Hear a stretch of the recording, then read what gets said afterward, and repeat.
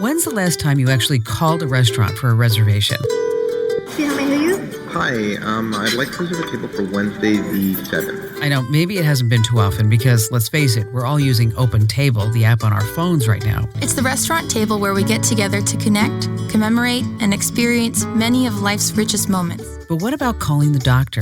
Maybe figuring out if your prescription is ready. Or even making an appointment with your car to get it serviced. Pretty soon, you may not be able to tell whether you're speaking to a human or maybe a computer-generated voice. I'm talking about artificial intelligence. Hey, it's your Google Assistant. I'm so happy to be here. Listen to this. See if you can tell if the salon worker is human or an AI bot. So how can I help you? Hi, I'm calling to book a women's haircut for a client. I'm looking for something on May 3rd. Sure, give me 1 second. Sure, what time are you looking for around? At 12 p.m. We do not have a 12 p.m. available. The closest we have to that is a 1:15. Do you have anything between 10 a.m. and 12 p.m.? Depending on what service she would like. What service is she looking for? Just a woman's haircut for now. Okay, we have at 10 o'clock. 10 a.m. is fine. Okay, perfect. So I will see Lisa at 10 o'clock on May 3rd. Okay, great. Thanks. Great. Have a great day. Bye. So, what do you think? Is the salon worker a human? Or is the salon worker, say, an artificial intelligence-generated bot? The answer is actually twofold. The salon worker is actually human. That thing booking the appointment, well, there's your AI for you. It's the female version of something that Google developed that they're calling Duplex. It's not just a voice-activated response system.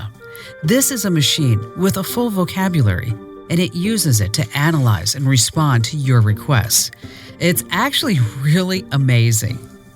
I'm Kim Komando, America's Digital Pro, and I have to tell you, in all my years of tracking tech for you guys and gals, I've never seen a technology grow, evolve, and improve so much as artificial intelligence. The look and feel of commercial artificial intelligence is suddenly very, very human, and so is its sound.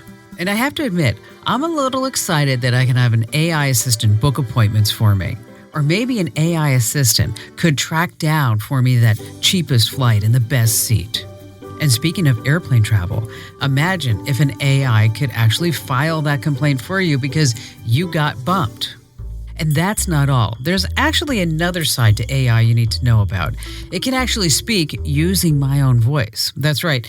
In fact, I can assign anyone's voice to my AI assistant. Think about that. My AI can speak in the voice of a famous actor, a former president, anyone. But there's obviously a flip side to that. Being an on-air celebrity means that my voice is accessible to anyone who wants to use my voice. That really concerns me, and I can't wait to tell you and to dig into all the legal and security issues surrounding this. But that's for another podcast. For this one, I want you to get ready to have some fun. You're going to hear artificial intelligence compose its own music. Well, actually, its own rap songs. For now, get ready to have some fun. You're going to hear artificial intelligence compose its own music, its own rap songs, in its own art culture. This is tech entertainment at its finest, folks. But it's also knowledgeable. We're going to get this incredible bird's eye view of the development process from an AI algorithm specialist. We're also going to talk to a tech and gaming voiceover artist and also an AI music programmer from the Google Magenta team. It takes all three areas of expertise to come up with the perfect AI sounds. And it also takes some very generous sponsors to help me deliver this information to you. So take a listen to their message, and if you like it, act upon it.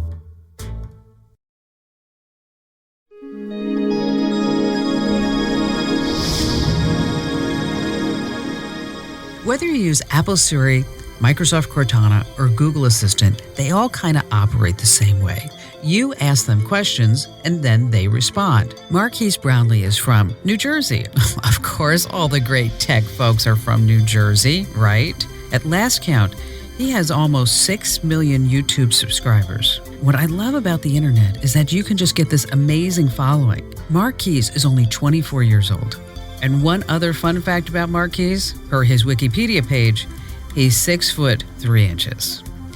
In this next experiment, We're just going to use Google Assistant.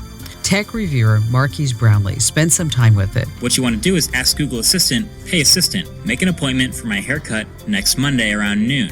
And it will actually call that hair salon, pretend to be a human, talk to the person that picks up, and get you a reservation for that hair appointment at around noon. Note the way that she says and thanks. It's there for a reason. It's actually pretty cool. It had all the right inflections and pauses, and just the intonation, the way it talks was it's so human, especially the way it responds to those questions. Very tunneled in on making that appointment. Yeah, my listeners were pretty amazed when this technology just popped up on the market.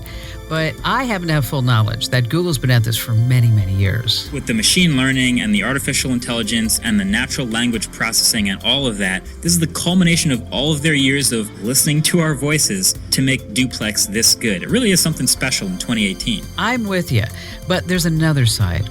I think people are still suspicious. Any reactions on your end? I've seen a lot of reactions to this lately on Twitter especially, and in some videos of people saying, this is a terrible idea. Like, why would Google do this? Tricking somebody into thinking they're talking to a human when they're not. That is deeply concerning. And I understand a lot of it, even though I'm mostly on the side of this particular feature. But the question is, does Google have an obligation to let that person know that they're not speaking to a human? You're right. I've got to call into a tech lawyer from Google who's going to answer that for us in another podcast. My question right now is, are you personally offended? Do you personally feel deceived, Marquise? I feel like it wouldn't be that bad if you know right off the bat you're talking to a robot. But when you get a phone call and you answer the phone call, that gets weird because you think you're answering and talking to a human, and then you might find out during that you're actually talking to a robot, and then you were fooled, and then it feels weird. Then it feels creepy. So that brings us to number 2, which is just how far does it go? Thanks, Marquise, for joining us on this podcast. How far is really the question. Let's listen now to what AI assistant sounded like not too long ago. Currently in Kearney, it's 82 degrees Fahrenheit and sunny. The Home Depot on Route 440 is open from now until 10 p.m. Jersey City is open today. Those are the current generation of assistant voices. I'm talking about Samsung's Baxter, Apple's Siri, Amazon's Alexa. These are machines that can learn, deduce, formulate, and react to almost anything you throw at it. So you can just imagine how far developers are going to take this technology. They're evolving very, very quickly. I remember one time, Marquise asked them to do a rap tune. You're going to love this. I can rhyme. I even have an original poem I've been working on, an ode to search. I love to search, I cannot lie. I'll search it all. I am not shy. Search for pictures, search for pie. I search, at least I try. My name is Alexa, and I'm here to say, I'm the baddest AI in the cloud today. Your responses are fast, but mine are faster. Sucker speech engines. They call me master. I said hip hop. Save me from the clippy, the peak and pop and you don't stop. Space rocket, to the pong pong a dookie. Say up jump the doozy, to the rhythm of the ontology. All right, obviously in some areas, the sounds of AI have a really long way to go, especially in the area of creativity, which is hard for an AI to understand. I mean, what's the difference between creativity and randomness anyway? It's a philosophical question, and I guess the answer depends on the audience. If you are a machine, you may understand and even appreciate, say, a jazz piece like this.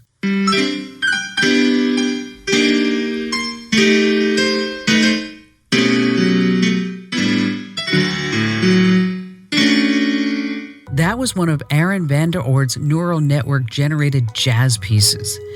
Now, Aaron is one of the top research scientists for something known as the Deep Mind in London. His research in neural network, audio synthesis, machine translation, and programming technologies like WaveNet are nearly unparalleled. He's discovering that in the AI world, music pieces can be modeled as complex networks. This results in new music genres such as, get this, black metal and math rock. These are composed primarily by artificial intelligence. And I think music generated by neural networks is really going to be very popular in the future. But the question remains, is it any good? Do we like it now? Is it something that you would go back to time and time again? Okay, I have a sample for you. Take a listen.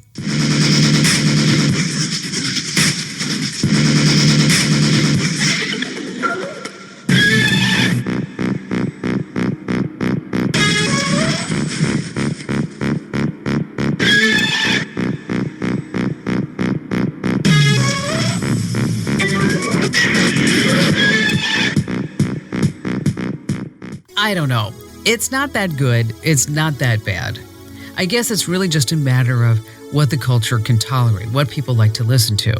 It kind of reminds me a little bit of dubstep. It has that certain beat. That song, by the way, was created by the Google Magenta team's neural synthesizer. Or, everything in technology, they like to shorten things up. So instead of saying neural synthesizer, anybody in the know, and since you're in the know now, we just call it NSYNC. NSYNC is Google's musically trained artificial intelligence bot. What does it create? How does it do it? Well, it analyzes and regenerates sound sources which have been crossed with each other. It's very complicated. But the goal of Magenta, among other things, is to use machine learning to develop new avenues of human expression. And NSYNC was specifically designed to aid in this total creative process. So now music composers have access to sounds that were, say, difficult or impossible to produce with a computer or even just a handheld synthesizer. One of those composers is a gentleman by the name of Andrew Huang, a real popular music and video guy all over social media.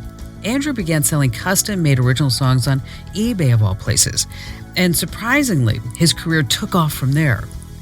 Well, he's come a long way since eBay. He's released over 2,000 songs in this massive range of genres, his strange feats of musicianship. One time he recorded the really popular new wave song, 99 Red Balloons, using nothing but red balloons as instruments. Okay, so he's really creative. You could say he's really out there. Some people say he's just strange. But as strange as he is, he has over 1.3 million YouTube subscribers. And speaking of YouTube, I'm not strange, and you should be subscribing to my channel. You're going to love it. Okay, I digress, but I'm back. Google recently invited him to be on the Magenta team of composers. So Andrew and I got together to have this conversation. So let's start at the beginning, Andrew. I understand how analog visuals are translated and even repeated, say, in this whole digital world. But what about audio? With audio, it's similar. You need all these tiny little individual samples of sound that get strung together to make what you hear, except with audio, you need a little bit more. I'm sure you were overwhelmed waking up at 2 and 3 o'clock in the morning with these ideas for the NSYNC project. Can you share some of them with us? I like to mess with stuff, so when the folks at Google asked if there was anything I'd like to do, I said two things. What if we feed it percussion, and what if we feed it a bunch of completely random sounds that people send me on Twitter? And that's what we did. I sent in about 100 drum sounds from my own sample packs, and I also got about 100 submissions from people on Twitter, and I didn't give people any guidelines. We ended up with sounds from instruments, household objects, voices, animals. The Magenta team crossed every combination of 2 drum sounds and every combination of 2 random Twitter sounds, leading to just shy of 9,000 new sounds. Wow, that's totally like a sound designer or a composer's dream right there. To be immersed, could you imagine this? In, say, 9,000 completely new AI-generated sounds. And musicians are already test driving it. Let's take a listen.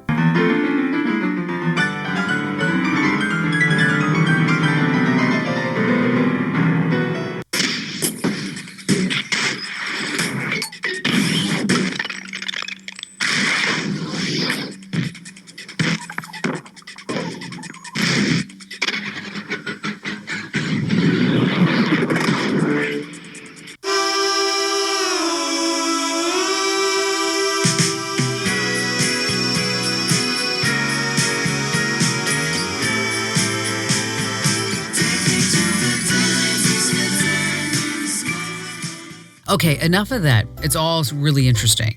It's almost industrial. The chord structures really aren't what we would normally consider, I guess you'd say, music. But to each his own. Now, what is making these sounds? Listen closely, and I want you to decide for yourself. Is it a man or is it a machine?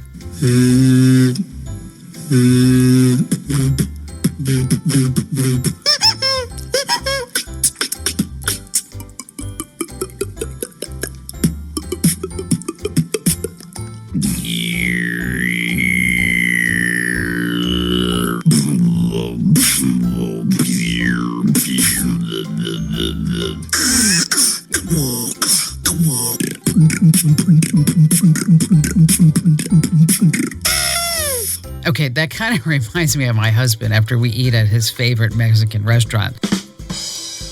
But that's for another podcast. Actually, those sounds were human. The art is called beatboxing. And that particular artist is a guy by the name of Spencer Knight. And that, my friends, concludes the entertainment portion of our podcast. But there's so much more to know about this in the AI world. Still to come, we're going to speak with a guy, a doctor of computer science, who knows the inner workings of these neural networks. He's inside the computer's brain, and he's about to share some astounding information on how AI is thinking like humans. Plus, just what kind of voices work for AI, what kind of voices don't. What are the key elements of the perfect AI voice? We're going to get to all of that next, but first, a word from our sponsor. So we spent some time talking about AI's ability to compose music and to create new music genres. But now I want to go behind the scenes. And that's what's great about these Komando On Demand podcasts, because we get to have these extended interviews. And we're going to find out exactly what the sounds of AI are. To get to all that, I would like to introduce you to a gentleman by the name of Ethan Rudd. He's one of those guys who spends a lot of his time inside these complex neural networks. He's a data scientist for Sophos. He holds a PhD in computer science. He's a contributing researcher for the Google ATAP project and was also commissioned to provide valuable machine learning and computer vision algorithms to the military. All this time, Ethan is innovating and applying machine learning for cybersecurity, computer vision, and biometrics. In other words, he's super smart. He gets my SSG award for the super smart guy, let me tell you. And of course, it also helps that he's a big fan of my radio show. Who knew? Ethan, I am so jazzed to have you with us here on this Komando On Demand podcast. Thanks for having me, Kim. It's an honor to be on. Ethan, first, let me say I'm honored that you listen to my show, and I'm super jazzed that you're joining us here on this Komando On Demand podcast. So explain the difference between a voice that's been synthesized versus a voice that comes directly from the AI itself, because it used to be that voice was just an attribute for humans, but that's not the case anymore. Well, human voice that's been synthesized or digitized is recorded from an actual person, and so we might have a bunch of digital transformations that are done to it, which may be quite sophisticated, but the voice still originates from an actual human. For computer-generated voices, the approach generally relies on a very, very flexible artificial intelligence, or AI model, which is basically a statistical model that has been trained on a whole bunch of voices, a whole bunch of phrases that have been uttered, some metadata associated with those, like what's the text that was used, which speaker said what, etc. And so this model aggregates the statistical properties of human speech and serves as essentially a background model. I get it. It's kind of like the model that's been used for some of the CGI animations that we've seen, but it's so much more complex. So how do we get an AI to generate speech from scratch? I mean, that's something up until now that only humans could do. We can actually generate speech from scratch with a particular voice. Say text-to-speech applications, we can take a pre-written script and say, conditioned on this text, generate this speech. And we can actually even do more than that. We can also say, conditioned on an audio clip, say, of this speaker, this person's intonations, this person's accent, etc., generate the speech in a way that sounds like a particular person. So there are several products and several companies that have used just such an approach. Say political candidates or something like that. One of the most popular companies is Wirebirds, where they actually used 3 different presidential candidates and generated ads for their company's products with the candidates seemingly endorsing them. The voices were all artificial, of course, but they sounded more or less realistic. So it's kind of like a parrot, but not really. A parrot generates words, but it has no idea exactly what it's saying. AI can actually learn the words, but learning is always based on human thinking. That is an important distinction, folks. And yes, the Lyra bird is all of that. They create some really realistic artificial voices. Like I said, they can even clone your own voice. Absolutely.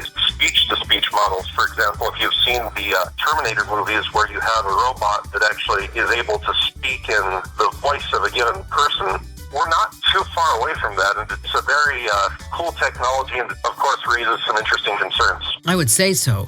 Could you imagine hearing your own voice saying something that you never said?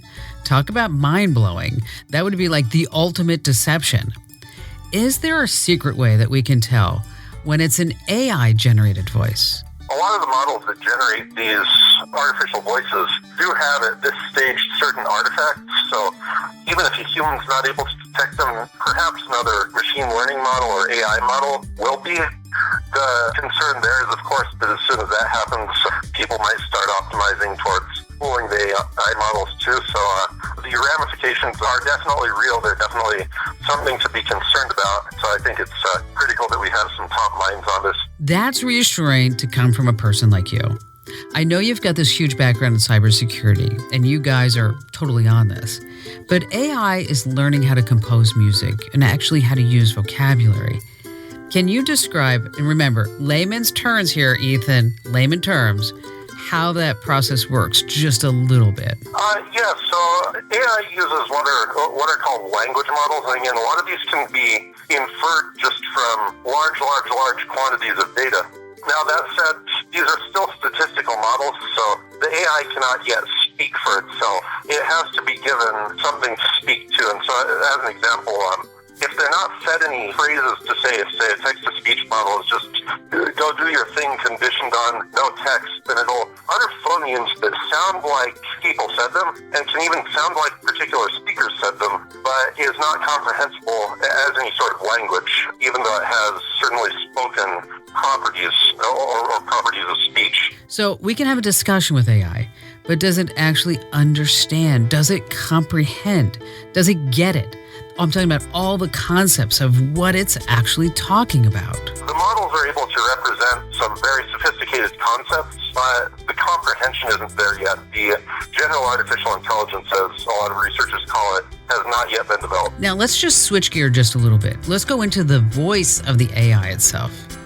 Can you tell us exactly what are the developers aiming for? What's the goal here? Well, Kim, I think that it's really about interaction with people at the end of the day when we're using any sort of technology. And the more that we can assist in making that seem as natural as possible, the better that is for the vast majority of people. I mean, people do not want to have to understand the intricacies of a product. In fact, with all the technology that we've developed, it's impossible. So the more intuitive that we can make these interfaces, the better it is. And getting AI to sound intuitive, that's a whole nother area of expertise. So right now, I'd like to invite commercial voice artist Jamie Buck to join in on the conversation. Jamie is calling from his studio, so you're going to get to hear him nice and crystal clear. And I wouldn't expect anything less from Jamie. You know his voice, and you've heard it before. You've heard his voice on Walmart, Frito-Lay, Bass Pro Shops, NASCAR, Lego, John Deere, Red Bull, the U.S. Navy, Johnson & Johnson, NBC Sports, Xbox, along with a host of games, documentaries, computer programs, and films. So Jamie's pretty busy, and we're so thrilled that he took some time out of his schedule to spend some time with us. Hey, thanks for having me on, Kim. Big fan of the show. Well, thanks for listening to me, Jamie. I have to tell you, I've heard your voice so many times in so many places over the years. Congratulations on all your success. I mean, a lot of folks may not know this, but getting to your point in our industry is incredibly difficult. There's no such thing as an overnight success. So, Jamie, let's start at the beginning. What voices do you think are going to work for artificial intelligence? One that's not hypey or pitchy or selly. They will connect with real, natural, down-to-earth voices that they can identify with. So a voice of a friend or a family member, a social media pal. They have to have some kind of common interest. So in the last few years, have you seen a change in what developers and companies really want? So we started seeing copy that said no announcer types. We want real person. And that was what the specs were because they're believable. You know, way back in the day, the big announcer was the way to go. And these Gen Xers kind of got used to the deep male with authority. No credit, no problem. I mean, that is such a thing of the past. The obnoxious voice is just done. What about from a developer's point of view, Ethan? what voices work, say, for programmers. It's often a lot easier if you have a natural sounding human voice talking with you in whatever your desired accent is, whatever your desired voice sounds like. Maybe you want a serious voice, maybe you want a happy voice, maybe you want a voice that talks to you in a British accent, maybe you want a voice that's very plain. But the ability to have a natural interface in the UI is critical towards sort of the natural interaction between humans and machines. I believe that natural interaction is key. Talking to an AI is still kind of creepy for a lot of people. I think companies in general are trending towards a much less, say, threatening or authoritative voice. Recently, Facebook was trying to fight back, over all their privacy issues with a very heartwarming, calmly voiced spot. I'm not sure if you saw the TV ad or not, but their attempt was to reassure and make you feel warm and fuzzy inside. It's the whisper that becomes the scream in the over-communicated world. And that's the kind of voice, I think, that works. It's got to be trustworthy. You got to be connecting with the audience. There's no ego. You just want to help. Oh, yeah. We just want to help. That's one of the mantras that artificial intelligence robots like Sophie repeat over and over again. Robots are here to help. And speaking of help, if someone's breaking into my house, or if I'm about to have a heart attack or get into an accident, the AI voice I would want is something that's super strong enough to just totally get my attention. I don't want this warm, fuzzy guy or gal. And of course, say, if I'm Swedish, I would definitely want that AI who speaks my language. With a lot of these generative speech models, we can actually condition on not only the accent and the speaker or the speaker type, but also the intonations. So if we have, say, something that's a little bit more urgent, we might actually want to look at how does this best capture the user's attention in a manner that's productive. So if you're driving, you don't necessarily want a voice that causes you to panic, but you don't want a voice that causes you to take corrective action as quickly as possible. And so user customization of particular artificial personas, if you will, is going to be a hot field in the near future. Jamie, is there anything else that you'd like to add to the conversation? Because you're this voiceover god of the universe. Let me ask you a question. What kind of voice would you do, say, for a safety mechanism? Well, it all depends on the project, and you're right. It needs to have a serious tone about it. But at the same point, it can't be overly done. It has to be serious. The tone needs to be right on. It needs to grab your attention somehow without overdoing it. That's the key. You want to warn someone, but you don't want to scare the heck out of them. That in itself would be a total hazard. And for every role that the AI systems play in our lives, there should be, and there will be, different types of voices. If you remember when Siri came out in 2011, I think it was, so it's been a few years. Now, AI voices are just changing all the time. Google Assistant and others are using celebrity voices, actors who are very identifiable and good at their craft. You have this variety of voices to choose from. There's even technology out there that will clone your own voice, so you could be the voice of your own AI. What do you think about that, Kim, being your own voice assistant? It's a little creepy, don't you think? Oh, I don't know about that, Jamie. Maybe it's not as creepy as all that. For some people, they only trust themselves. They don't trust anyone else because, I don't know, they've been hurt, they've been ripped off, or whatever. So hearing their own voice as an assistant may actually work for them. Plus, you know how everybody wants their own avatar now? It's kind of the same thing. There are a lot of programs out there that let you create your own AI using parameters from your own personal data, right down to the DNA. We're going to have a little fun now with Jamie. I want you to hear just how versatile his voice is, just to get you thinking of all the different modes of speech that we use to communicate. Here's a little clip from his demo. Voice FM 94.3. Are you nuts? Hey, Red Wind Casino's rocking around the clock this new year all the way back to the 50s. What does every Porsche driver have in common? Besides the obvious fact that they all have a Porsche? Let's face it, Charlie, you didn't shell out for a 4x4 just to look like everybody else, right? All right, now we're going to move from human beings to characters. Do you have any cool stories from the gaming archives that you can share with us? Sure, yeah. One that comes to mind, I played a Rockadile character for an Oculus VR Sports Challenge game, and he was this loud mascot, very physical character. shooting out T-shirts into the crowd with his T-shirt gun. A lot of movements and grunts and noises and reactions. So in the booth, it was very physical. And being there live with a director really helped me out a lot in the sense that there was so much physicality. You know, he said, try this, try that, kind of fed me some lines. So when you're in the moment, it just really works. Another fun one that I did was these egg characters. Maybe we'll find this style on AI someday, I don't know, but there were no words, just noises. So the setup was there was 3 or 4 eggs on a construction site. So what could possibly go wrong with these delicate, fragile eggs, right? Well, the fun ensues, and each of them had different tones and expressions. No actual words, like I said, just funny reaction noises. And the producer really put together some funny stuff. Had a real blast doing that. It's obviously that you've worked so hard to get a lot of these gigs. A lot of my listeners think that it's easy to get into radio and voiceovers. I mean, we know the difference, right? But if you had to say there was one secret that you'd like to share, what would that be? Once again, it comes down to being believable and connecting with your audience. I really do feel like I have this connection with my audience that I've built up, say, almost 23 years now. And it is truly a matter of trust. My fans trust that I always have their back and their best interests at heart. And you know what? I actually really do. I mean, I'm not in this for the money. I'm in this because I really like what I do and I like to help people. But let's get into a more difficult, I guess we'd use the word art, non-human voices, things that are just not living. This isn't about audience trust. It's kind of a weird skill. I think you have to be a little off to create a non-human from scratch. Any of those jobs come to mind? One of the projects that I did was about 5 or 6 talking buttons. And they sell them at Spencer's and online toy stores and that kind of thing. And these were real creative from the ground up. Some of the voices were pitched and, effects were applied. Anyway, these buttons were leaps and bounds from the old Staples button, if you remember that. That was easy. So they had a lot of zingers and zaps and appropriate sound effects and music and that kind of thing. And Ethan, I didn't forget about you.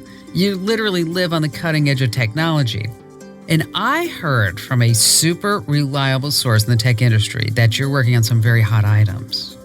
Can you just let us in on some of the big secrets? Currently, I'm applying artificial intelligence towards antivirus applications.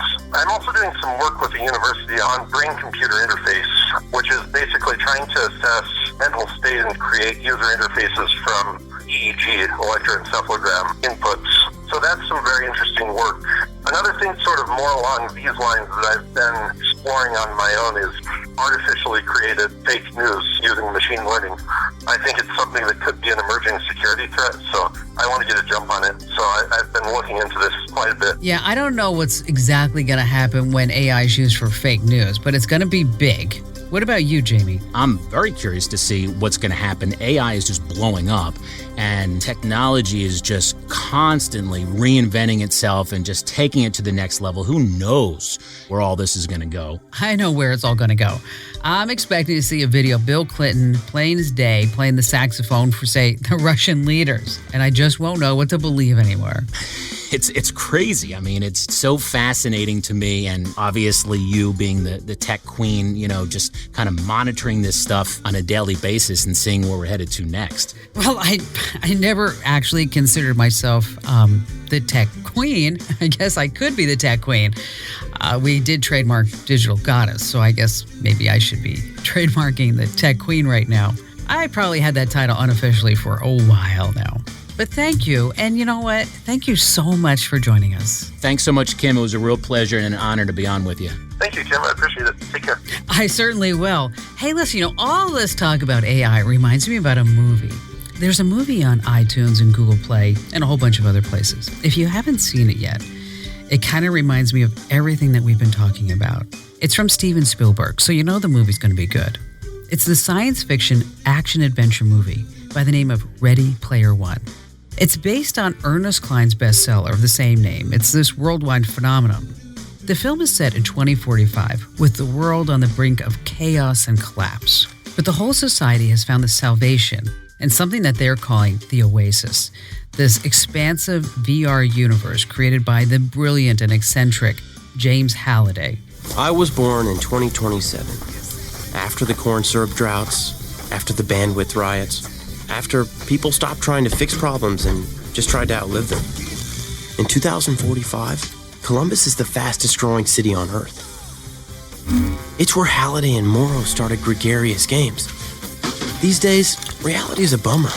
Everyone's looking for a way to escape. And that's why he was such a hero to us. He showed us that we could go somewhere without going anywhere at all. James Halliday saw the future, and then he built it. He gave us a place to go. A place called the Oasis. In this movie, people create avatars, and they become somebody else with fake voices and fake personas in a virtual reality world. I'm not going to tell you what happens. I'm not going to be the spoiler alert. But if you're looking for an entertaining movie to watch that kind of goes through some of this stuff, and especially if you like 1980s trivia, oh my gosh, it's amazing. You're going to love this movie. Again, it's called Ready Player One. And from the time we were young, most of us, we've been able to form words, these sentences, and express complex thoughts. At one time, we actually believed that it was something only humans can do. Animals actually speak their own language. And now some have learned to communicate in ours. But we take it for granted that we can perform these complex language tasks with ease. And some people still think of themselves as slow or less than somehow. First of all, never ever underestimate what you're capable of. Forming sentences, expressing yourself, it is not an easy task. Even giving someone the middle finger, which you should never do, by the way, that's kind of the lowest form of communication. In reality, doing that one gesture requires a series of very complex thoughts and reactions, and also neuromuscular control. So don't write yourself off as a bonehead. Think about how incredible human communication really is, and start using it for good, to be kind, to help others. Because if we don't, AI will step in and do it for us. Siri speaks 21 different languages in both male and female modes. Cortana speaks 8 languages. Google Assistant speaks 4. Alexa speaks 2. And they're learning more. How many languages do you speak? In an article for Wired magazine, Apple executive Alex Acero told David Pierce that they listened to literally hundreds of voices before finding the right one for Siri. The winning voice was one of helpfulness and camaraderie. So how helpful is your voice? How friendly is your communication? I'm not trying to stir up trouble, but how we treat each other will be a key issue when considering the future ethics of AI. Hey, thanks for joining me in this podcast. I just want to remind you, I've got tons of reviews, article, podcasts, and news reports about artificial intelligence on my website. And we always have tons more as the technology expands. So be sure that you subscribe to this podcast and my newsletters. Head over to Komando.com, and at the top of the page it says Get Kim's Free Newsletters. And while you're there, why don't you become a Kim's Club member too? Because if you like our Komando On Demand podcast, you'll be able to get the Kim Komando Show podcast. Yes, that's a different podcast. That's my national radio show that's heard on over 400 top stations from coast to coast and around the globe on Armed Forces Radio. It's 3 hours of great stuff, folks, let me tell you. It does cost, just to let you know up front, it's $4.99 a month, and we give discounts to military, service personnel, and seniors. You can learn more right now over at getkim.com. Once again, that's getkim.com. I'm Kim Komando, and hey, make it a day worth remembering.